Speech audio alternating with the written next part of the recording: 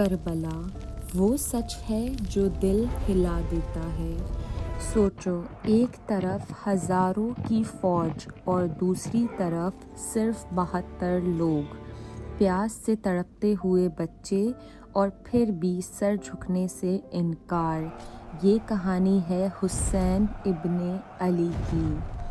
سال 680، جگہ کربلا، عراق۔ یہ صرف ایک جنگ نہیں تھی، یہ سچ اور جھوٹ کے درمیان فیصلہ تھا۔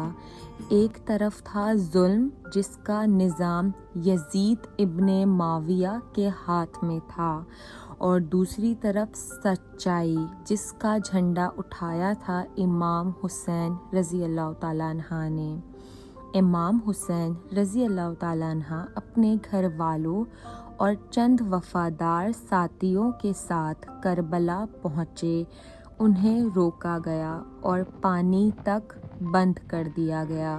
سوچو، 3 دن تک پانی نہیں۔ چھوٹے چھوٹے بچے پانی پانی کہتے رہے، لیکن امام حسین رضی اللہ تعالیٰ عنہ نے ایک بات کلیئر کر دی: میں ظلم کے سامنے جھک نہیں سکتا۔ ایک ایک کر کے ان کے ساتھی شہید ہوتے گئے۔ پھر وہ لمحہ آیا جب ان کا چھوٹا بیٹا علی اصغر پیاس سے تڑپ رہا تھا۔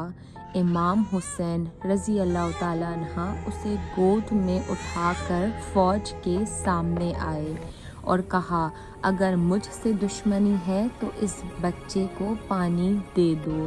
لیکن جواب میں تیر چلا اور وہ اس معصوم کو بھی شہید کر گیا۔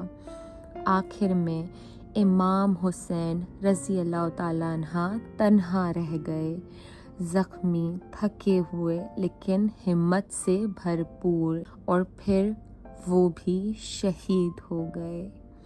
دوستو، کربلا صرف ایک واقعہ نہیں، یہ سچ کے لیے کھڑے رہنے والے تھے، چاہے دنیا ساتھ ہو یا نہ ہو۔